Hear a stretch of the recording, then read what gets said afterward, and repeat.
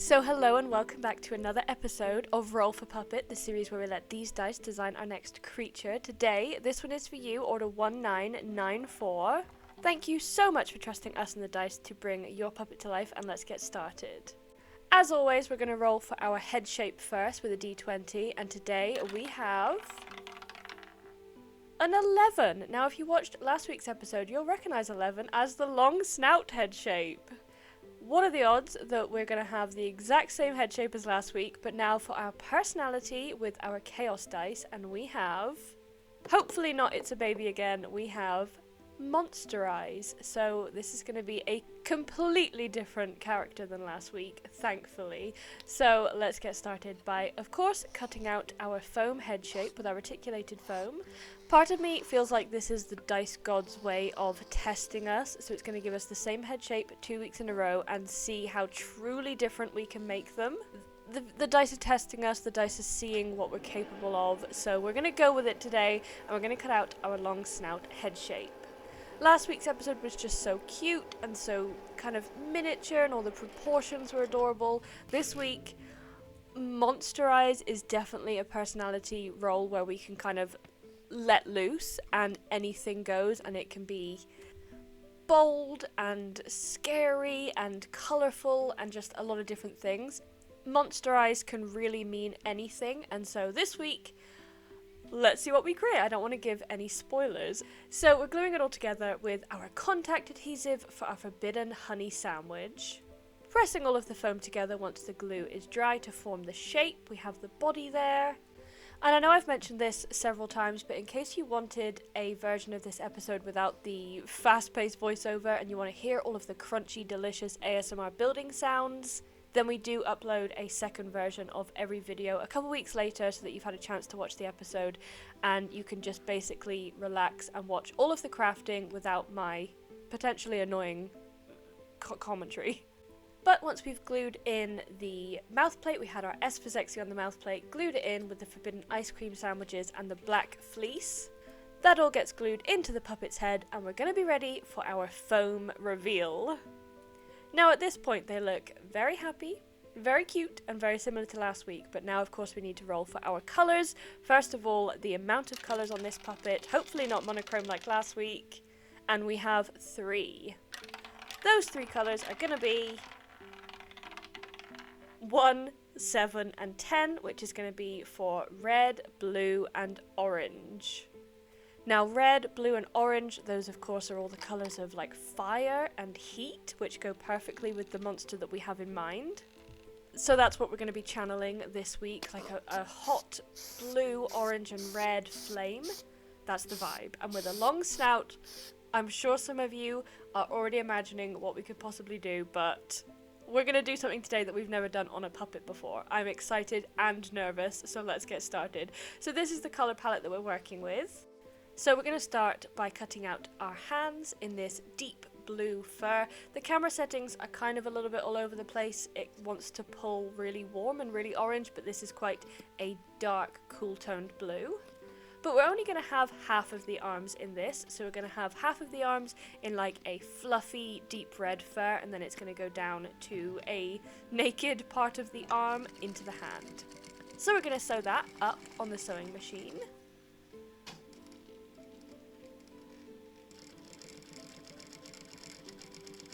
And then once that's all sewn up, we're going to obviously cut off the excess, turn it right side out, and put in the foam, posable hands, and sew up the arm rod pockets.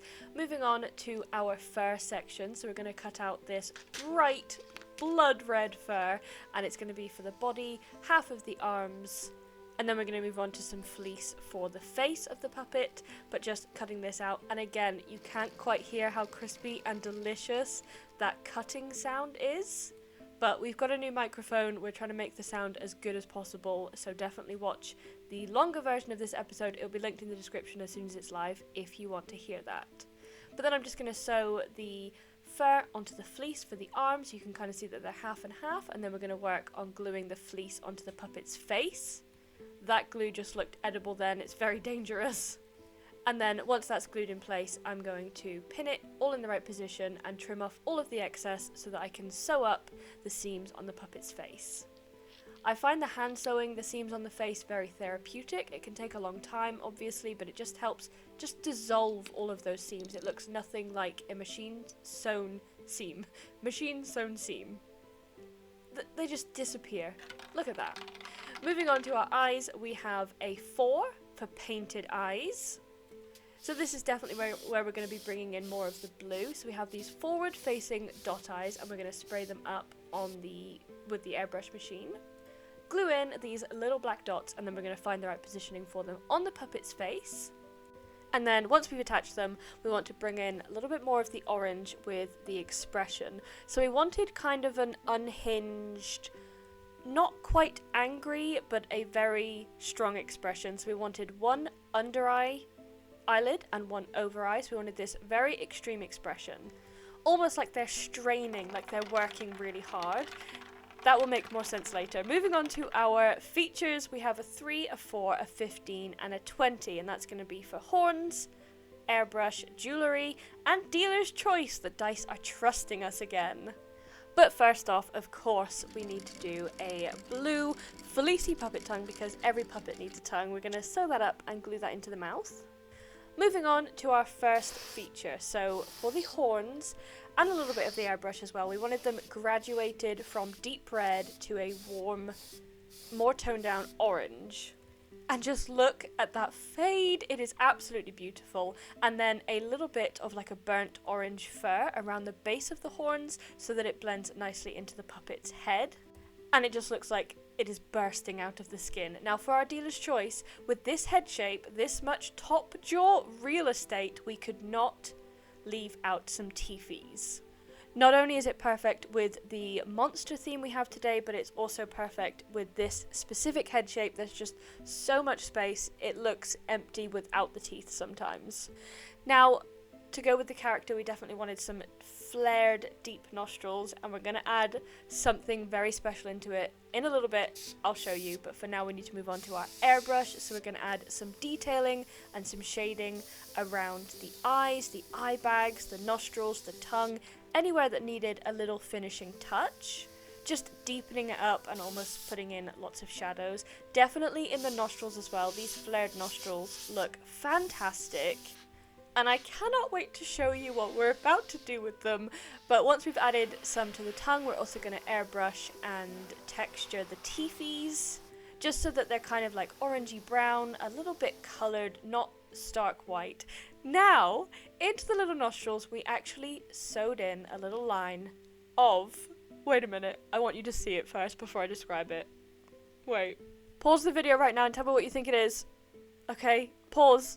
Tell me what you think it is. It's LED lights. This puppet has light up, flared, fiery nostrils. That is so fun, and it's something we've never ever done before. We've put LED lights in eyes before, but never nostrils. Finally, final feature, we have jewellery, and we have this little, like, forged hammer, like a blacksmith hammer. Almost like this was given to them by their master, who they work for, heating up all the metals with their nostrils. Please, again, if you find this too annoying, there is a non-voiceover version. But here we have our finished monsterized puppet. This one was so fun, such a creative test. We wanted to definitely go somewhere so different than last week, considering we had the same head shape. We wanted to show you guys something completely different and also test ourselves, and this one is just... I just love it. I really hope you love it too. Thank you Order1994 for trusting us and the dice. Please leave your name, suggestions, and detailed backstories down in the comments. I feel like there is a million things that this one could be. Thank you so much for watching, and we will see you very soon for another episode of Roll for Puppet.